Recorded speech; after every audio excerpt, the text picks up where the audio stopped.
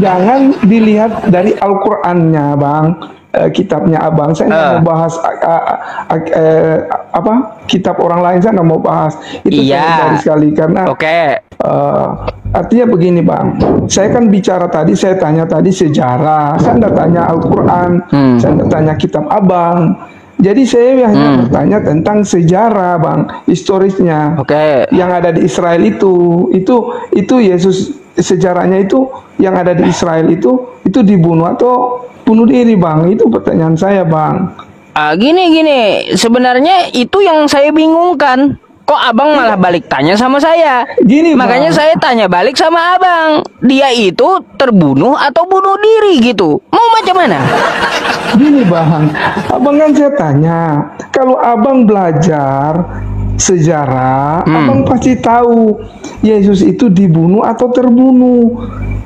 Cuman Abang mungkin tidak belajar sejarah di Israel.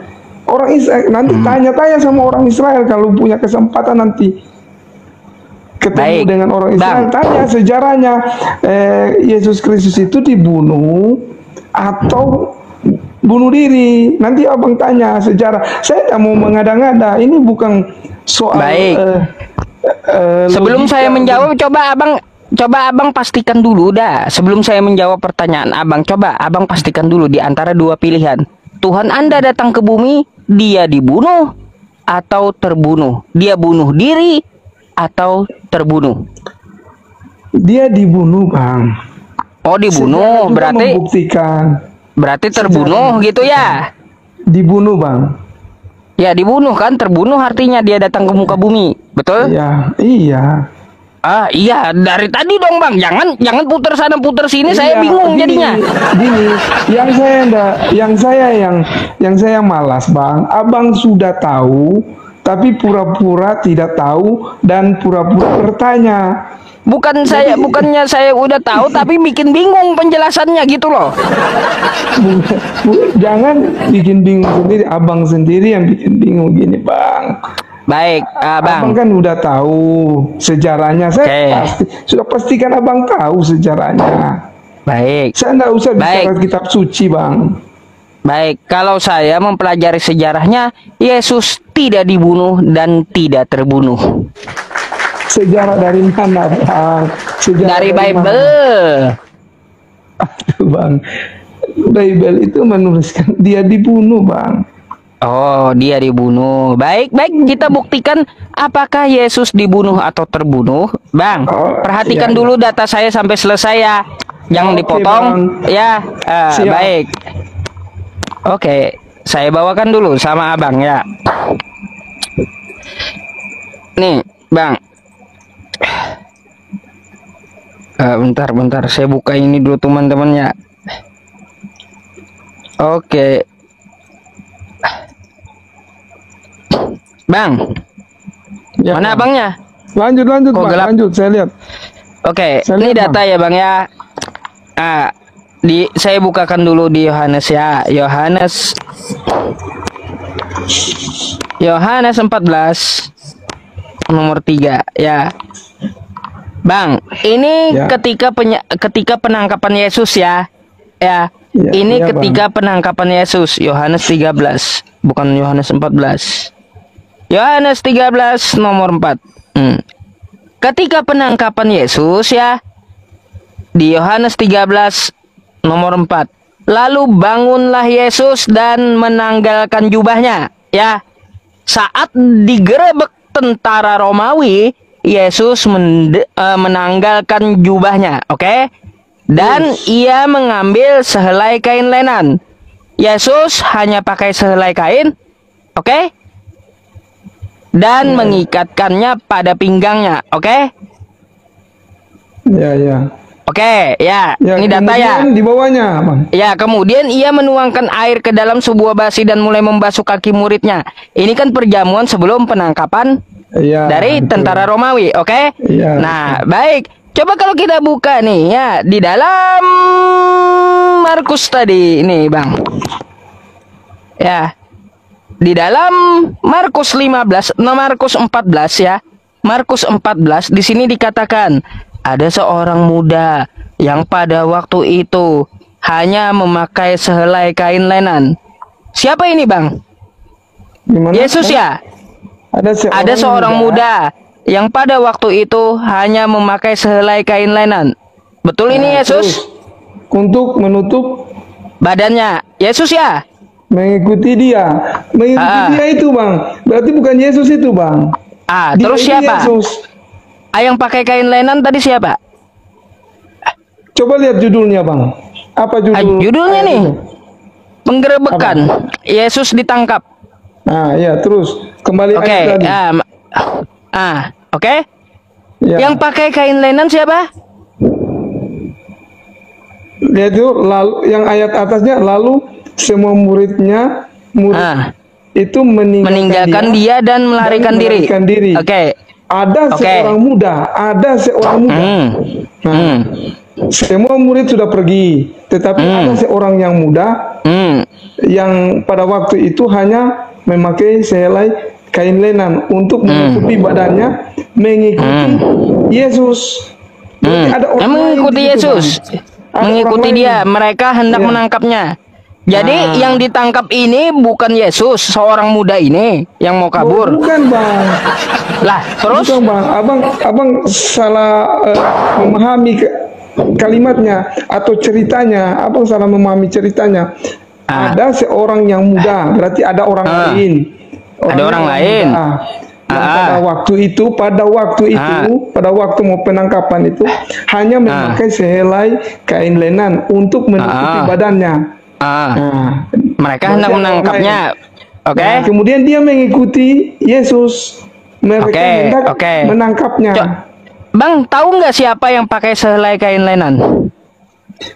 Saya tidak tahu, Bang. Siapa itu? Loh, siapa yang pakai sehelai kain lenan? Nih orangnya, Bang. Lalu bangunlah Yesus dan menanggalkan jubahnya. Ia mengambil sehelai kain lenan dan mengikatkannya pada pinggangnya.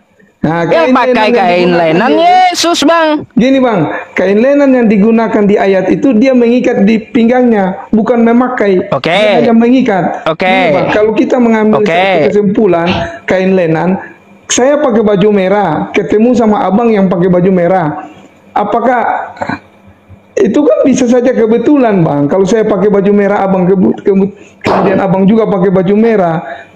Apakah itu tidak kebetulan, Bang? Bang, ini sama, Bang, kalimatnya. Ya, ini sama kalimatnya. Ada seorang muda yang pada waktu itu hanya memakai sehelai kain lenan untuk menutup badannya. Siapa ini? Bang, bukan mengikat. Seorang muda ini siapa? Coba saya tanya, itu mengikat atau menutup, Bang? Dia mengikat yang tadi. Coba lihat kalimatnya yang tadi, Bang. Kita lihat kalimatnya yang tadi. Mengikat, Bang, mengikat, Bang. Serius, Bang. Oke. Mengikat berarti kagak memakai gitu. Iya, Bang. Coba sekarang, Bang.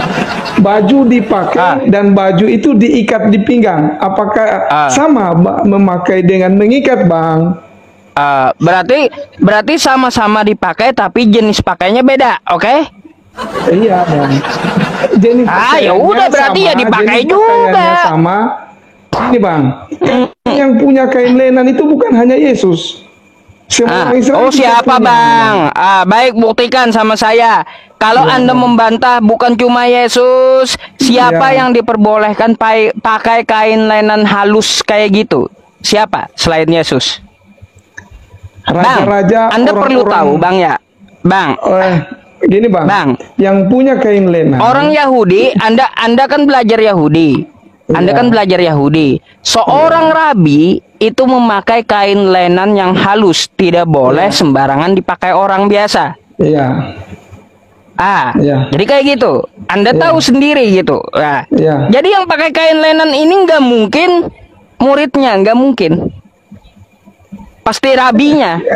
Memang nggak mungkin muridnya karena ayat sebelumnya itu menjelaskan muridnya sudah lari semua. Iya, sip. Bukan muridnya. Saya sepakat, Bang. Bukan muridnya. Baik. Tapi ya, yang memakai sehelai kain lenan ini dia melepaskan kainnya dan lari dengan telanjang. Oke? Iya. Oke, berarti Yesus lari melepas kain lenannya, oke?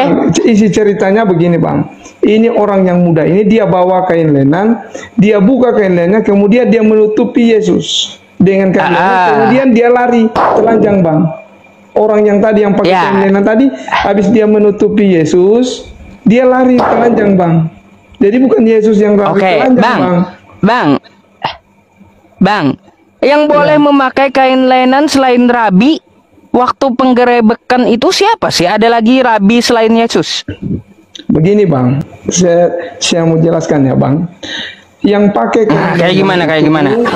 Yang pakai kain lenan itu bukan hanya rabi, tetapi orang-orang yang pemungut cukai juga bisa, Bang. Artinya kain lenan itu kan kain yang mahal. Hanya orang-orang yang punya pada masa itu, yang punya uang banyak, harta, orang yang kaya lah sederhananya. Jadi bukan hanya bergantung kepada rabi, Bang. Tidak ada penentuan itu hanya rabi atau siapa. Tetapi kain lenan itu kan, itu bicara tentang kain yang berharga, yang bernilai, Bang. Pada zaman itu. Nah, baik. Itu untuk penjelasan kain. Kaya, Bang. Orang muda yang kaya, Bang. Jadi baik. Menurut asumsi Anda, ada orang muda yang kaya bersama Yesus, betul? Tidak bersama, tapi dia mengikuti, Bang. Dia mengikuti. Mengikuti Yesus. Berarti ada dua orang di sini yang pakai kain lenan, gitu maksudnya? Gimana, Bang? Berarti ada dua orang yang pakai kain lenan, betul? Di dalam cerita itu tidak dijelaskan dua orang, Bang. Tidak diceritakan pula. Iya, coba abang baca situ. Tidak dijelaskan, cuma satu. Tadi kan saya tampilkan sama abang. Bang, kita baca dulu perlahannya, Bang, ya. Perhatikan dulu sampai selesai ya, Bang, ya, biar Anda paham. Ya, waktu penangkapan Yesus telah menanggalkan jubahnya. Ya, ia mengambil sehelai kain lenan dan mengikatkannya pada pinggangnya. Ya, ini Yesus pakai sehelai kain lenan. Kemudian ia menuangkan air ke dalam sebuah basi dan membasuh kaki muridnya. Ini kan sewaktu perjamuan malam, dia pakai kain lenannya, oke? Udah ditanggalkan jubahnya ya. Coba kalau kita lihat cerita di ini, Bang, di Markus tadi, ya. Di Markus tadi nih. Ada seorang muda yang pada waktu itu di yang digerebek tentara Romawi hanya memakai sehelai kain lenan untuk menutup badannya. Mengikuti dia, mereka hendak menangkapnya. Jadi seorang muda yang pakai kain lenan ini mau ditangkap oleh tentara Romawi, betul? Iya. Oke. Yang mau ditangkap. Tetapi ya bentar dulu, Bang, bentar dulu biar Anda paham. Tetapi pemuda itu melepaskan kainnya dan lari dengan telanjang, oke? Nah, kain lenannya dia lepas, dia lari dengan telanjang. Baik, Bang, mari kita baca siapa yang ditangkap tentara Romawi. Apakah pakai kain lenan atau tidak? Nih, Bang. Yang ditangkap tentara Romawi, sesudah mengolok-olokkan dia, mereka menanggalkan jubah ungu. Yesus pakai kain lenan. Siapa yang ditangkap tentara Romawi pakai jubah? Gini, Bang. Kain lenan itu identik dengan warna putih, Bang. Itu jubah ungu. Jubah ungu itu identik dengan yang hanya bisa dipakai oleh raja. Itu kalau abang beda pula di ayat ini milik raja, Bang. Bang, tadi Yesus pakai apa, Bang? Yesus pakai apa, Bang? Bentar dulu, abang lupa rupanya yang dibaca tadi. Yesus pakai kain lenan, betul? Iya. Oke, kalau Yesus pakai kain lenan, terus siapa yang ditangkap tentara Romawi pakai jubah ungu? Sudah, Bang. Udah? Saya mau jawab, Bang. Sekarang, Bang, abang bisa bedakan kain lenan sama jubah ungu. Itu sama, Bang. Kain lenan dengan beda, sehelai kain dengan jubah beda. Beda ya, Bang. Beda, Bang. Beda. Iya, berarti yang pakai kain lenan tadi bukan Yesus. Loh, kan Yesus memakai kain lenan. Buktinya ada di Yohanes tadi. Kan saya tanya Bang, jubah ungu sama kain lenan sama. Bang, nih ya, Yesus lalu bangunlah Yesus dan menanggalkan jubahnya. Ia mengambil sehelai kain lenan dan mengikatkannya pada pinggangnya. Lalu tentara Romawi malah menangkap. Bentar dulu Bang, bentar dulu ya. Lalu tentara Romawi menangkap orang yang pakai jubah ungu. Siapa yang ditumbalin tentara Romawi, Bang? Siapa? Saya jawab, Bang. Itu ceritanya panjang sebetulnya. Oh, Pada panjang. saat dia mengikatkan kain lenan itu, dia masih bersama murid-muridnya dalam suatu ruangan. Nah, kemudian dari ruangan situ mereka pergi berdoa ke Taman Getsemani, Bang. Jadi otomatis, Bang, waktu dia keluar dari itu, dia mungkin dia pakai baju yang mana saya kurang tahu, Bang. Tetapi pakai gini, mungkin Bang. Abang. Gini, Bang. Tadi abang saya tanya, jubah ungu sama kain lenan itu sama atau tidak? Beda. Beda, Bang. Kenapa di situ ada jubah ungu? Itu kalau Abang tahu ceritanya, itu jubah ungu dari mana dia dapatkan? Itu waktu dia menghadap pengadilan di dalam, kemudian mereka mengolok-olok dia dan mengambil sebuah jubah dan memakaikan jubah ungu itu kepada Yesus. Coba gini Bang. Jadi coba gini. Itu Anda silakan dari pengadilan, Bang. Datanya dari mana? Baca lagi, Bang, ceritanya itu, Bang. Datanya di mana? Datanya di mana? Tunggu, itu Abang baca tadi. Datanya itu Abang baca tadi. Artinya begini, kita baca sebuah kesimpulan bahwa kain lenan dan jubah ungu itu berbeda. Wah. Dikeluarin Pak Regar, nakal juga Pak Regar ini. Aduh. Kayak gimana? Bingung jadinya. Tadi lawan diskusi Bang Ucup bertanya apakah sesuai sejarah Yesus itu dibunuh atau bunuh diri. Bang Ucup malah mengutip Quran. Lalu karena udah terpojok, Bang Ucup katakan Yesus tidak mati disalib menurut Alkitab. Lalu dia mulai berakrobatik, mencomot ayat satu dicocokkan dengan ayat yang lain. Padahal sangat jelas saat Yesus mau ditangkap, ada seorang muda yang memakai kain lenan mengikuti Yesus. Artinya orang itu bukanlah Yesus. Masakan Yesus mengikuti Yesus? Hanya melihat kain lenan yang diikat Yesus pada pinggang di perjamuan, dia samain dengan pakaian seorang pemuda saat penangkapan. Dia pikir yang punya kain lenan cuma Yesus. Tidak berhenti di situ, Bang Ucup berakrobat lagi dengan jubah ungu yang ditanggalkan. Inilah akibatnya baca Alkitab dengan gaya kodok. Lompat sana lompat sini. Padahal dalam Alkitab sudah dijelaskan dari mana jubah ungu itu berasal. Kita bisa baca dalam Markus 15 ayat 16 dan 17. Kemudian serdadu-serdadu membawa Yesus ke dalam istana, yaitu gedung pengadilan, dan memanggil seluruh pasukan berkumpul. Mereka mengenakan jubah ungu kepadanya, menganyam sebuah mahkota duri dan menaruhnya di atas kepalanya. Begitu juga yang tertulis dalam Matius 27 ayat 28 dan Yohanes 19 ayat 2. Setelah diberitahu yang benar dan Bang Ucup terpojok, satu-satunya cara Bang Ucup adalah menurunkan lawan diskusi dari roomnya. Haleluya. Assalamualaikum warahmatullahi. Salam Aki. Aku kabarkan Injil keselamatan. Bapak Ibu dikasih Tuhan, ketemu lagi dengan saya Evangelis Avraham Effendi Usman. Bagaimana kabar Bapak Ibu semua? Tentu luar biasa. Nah saudaraku para pencinta Injil Habagat, bagaimana tanggapan Bapak Ibu semua setelah kita sama-sama menyaksikan cuplikan video di awal tadi? Luar biasa Bapak Ibu, kita melihat hari-hari ini di media sosial ada banyak sekali orang yang membahas Alkitab. Bukan saja kita orang Kristen yang membahas Alkitab, bukan saja kita orang Kristen yang membaca Alkitab, bukan saja kita orang Kristen yang mempelajari Alkitab, yang menggali Alkitab. Bukan saja kita orang Kristen yang mengabarkan Alkitab. Bukan saja kita orang Kristen yang mendengarkan Alkitab. Bukan saja kita orang Kristen yang memperdengarkan Alkitab Bapak Ibu. Tetapi orang-orang di luar kekristenan, khususnya agama satu itu, mulai daripada ustadz sampai orang awam, memperdengarkan Alkitab dan mereka mendengarkan Alkitab. Dulu saudaraku, tidak ada Injil masuk masjid. Tidak pernah kita melihat Injil itu masuk masjid. Tidak pernah kita mendengar Injil diberitakan di masjid. Dan tidak pernah kita melihat ada orang yang memberitakan Injil di dalam masjid. Tapi hari-hari ini kita sering melihat hal itu. Mulai dari ustadz sampai orang awam mendengarkan Injil di masjid, memperdengarkan Injil di masjid. Sebagaimana video tadi, seorang ustadz yang namanya Yusuf PI. Selalu dia mempertanyakan Alkitab.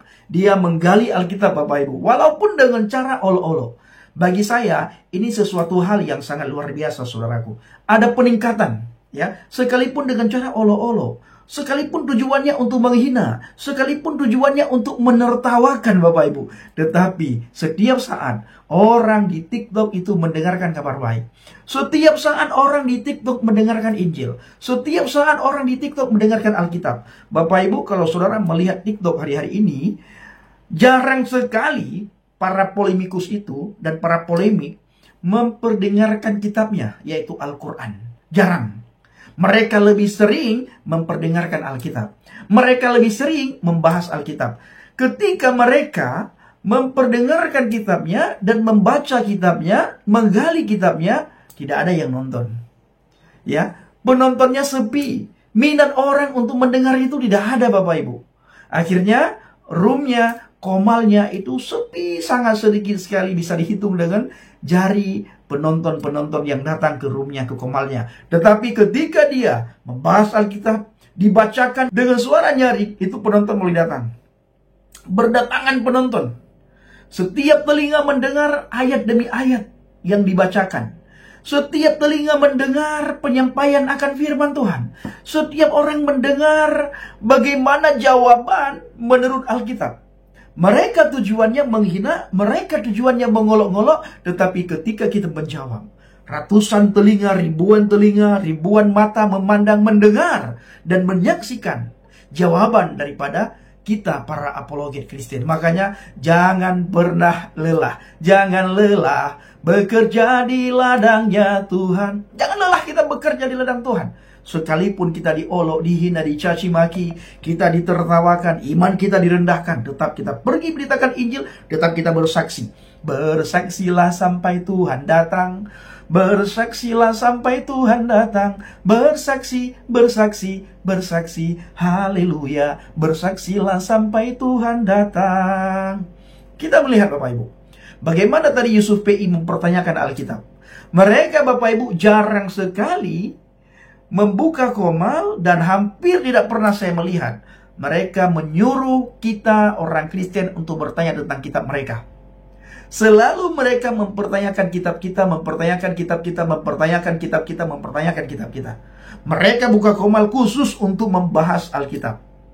Jarang sekali dan hampir tidak pernah kita lihat, ayo tanyakan iman kami, ayo tanyakan Islam kami, ayo tanyakan agama kami, ayo tanyakan kitab kami, ayo tanyakan tentang nabi kami, ayo tanyakan tentang rasul kami, ayo tanyakan tentang Tuhan kami, ayo tanyakan tentang ajaran kami. Tidak pernah kita lihat, Bapak Ibu. Selalu yang dipertanyakan adalah tentang ketuhanan Yesus. Nah, Bapak Ibu yang kasih Tuhan, ini luar biasa. Kalau kita bisa melihat, ketika saya merenungkan, melihat situasi yang ada, melihat keadaan yang ada, ini cara Tuhan.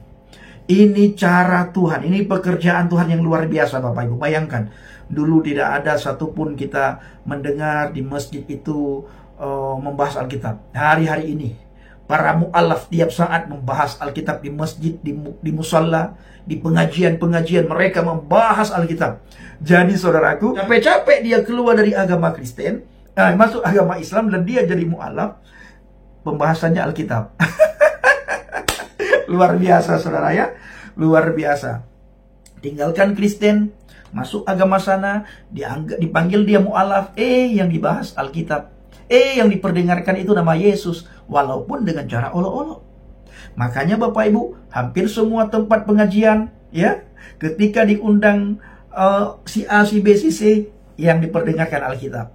Diundang Kainama, yang diperdengarkan Alkitab. Diundang si Zumba, yang diperdengarkan Alkitab. Diundang si Donditan, diperdengarkan Alkitab. Diundang Nababan, diperdengarkan Alkitab. Diundang Munzir Sitomorang, diperdengarkan Alkitab, Bapak Ibu. Semua mereka memperdengarkan Alkitab.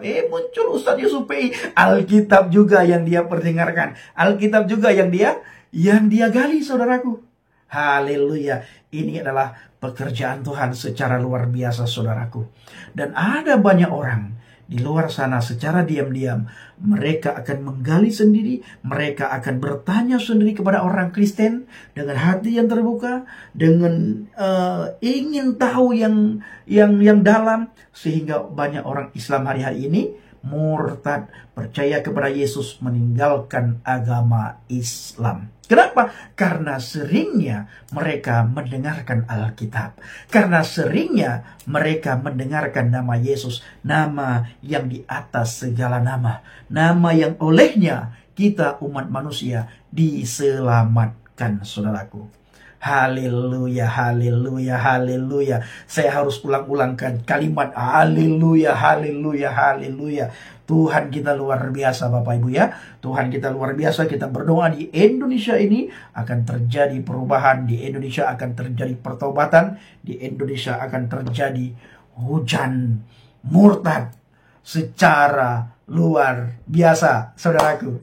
Haleluya. Nah, Bapak Ibu yang dikasihi Tuhan, bagaimana kita lihat Yusuf PI setiap saat ya, setiap waktu, setiap hari, begitu dia live langsung mempertanyakan Alkitab. Kalau kita bertanya, apa tujuanmu membahas Alkitab? Apa tujuanmu mengolok-olok Alkitab? Jawaban mereka satu. Apa itu Bang Pendi? Yang pertama sekali, agar tidak ada orang yang murtad. Jawaban mereka agar tidak ada orang yang murtad. Jawaban mereka, Bapak Ibu, untuk membentengi akidah umat Islam. Jawaban mereka untuk memagari akidah pemuda-pemudi Islam. Tetapi Bapak Ibu, ketika banyak orang mendengarkan Alkitab, ketika banyak telinga, ribuan telinga mendengarkan Alkitab, iman timbul dari pendengaran. Semakin mereka membentengi, semakin banyak orang Islam yang murtad tanpa mereka sadari. Kenapa? Karena mereka hari-hari ini lebih sering mendengarkan Alkitab dan mereka lebih sering memperdengarkan Alkitab. Bapak Ibu, komal-komalnya si Zumba dan kawan-kawannya, Uni Rifa, Nandar, dan semua Donditan, semua Kainama, Ipung ya, dan banyak lagi mukallaf-mukallaf yang lain, Bapak Ibu. Setiap saat buka komal, mau pagi, siang, sore, malam, tengah malam, pagi lagi, siang lagi, sore lagi, malam lagi, pagi lagi, Alkitab yang mereka bahas. Bayangkan betapa banyak orang Indonesia mendengarkan Alkitab. Nah, tugas kita orang Kristen mendoakan ya, bagaimana Alkitab yang didengar oleh ribuan orang, oleh orang-orang di Indonesia, Alkitab boleh diterima, Alkitab boleh diimani, dan akhirnya mereka boleh datang kepada kebenaran. Saudaraku yang dikasihi Tuhan, firman Tuhan katakan dalam Injil Matius 5 ayat yang ke-9, berbahagialah orang yang membawa damai, karena mereka akan disebut anak-anak Elohim. Nah, ini saudaraku, firman Tuhan yang luar biasa. Alkitab memberitahukan kepada kita semuanya betapa bahagianya kita, ya, karena kita disebut anak-anak Elohim ketika kita membawa shalom-Nya Tuhan. Ketika kita memberitakan kabar baik, ketika kita membawa damai, ketika kita membawa shalom-Nya Tuhan, ketika kita memberitakan Injil, ketika kita memperdengarkan man huwa Yesua, maka kita disebut anak-anak anak-anak Elohim. Ya, tentunya saudara dan saya secara pribadi sangat rindu sekali kita semuanya disebut anak-anak Elohim oleh Alkitab. Ya, karena kita memperdengarkan Injil, memperdengarkan siapa itu Yesua HaMasyiah, Yesus Kristus, dan kita adalah orang-orang yang tentunya orang-orang yang membawa shalom, membawa damai-Nya Tuhan. Ketika kita membawa Injil, ingat, kita adalah pribadi yang membawa shalom-Nya Tuhan. Ketika kita memperdengarkan nama Yesus, ingat, kita adalah orang, kita adalah pribadi yang membawa shalom-Nya Tuhan. Terima kasih. Assalamualaikum warahmatullahi wabarakatuh. Salam Aki. Aku kabarkan Injil keselamatan. Bapak Yahweh Bishim Adonai Yesus HaMasyiah Ruh Kudus memberkati kita semua. Haleluya, amin. Salam murtadin. Terima kasih. Saya mengucapkan terima kasih kepada saudara yang selalu mendukung pelayanan Habaget, baik melalui doa, dana, motivasi maupun support saudara semuanya. Dan saya Bapak Ibu memohon dengan kerendahan hati, kiranya Bapak Ibu membawa pelayanan yang akan kita lakukan kembali ke Mentawai. Nanti saya bersama dengan saudara saya Bang JDP akan kembali ke Mentawai untuk menguatkan anak-anak Tuhan di sana dan untuk memuridkan mu'alaf-mu'alaf yang sudah kembali kepada Tuhan Yesus. Terima kasih.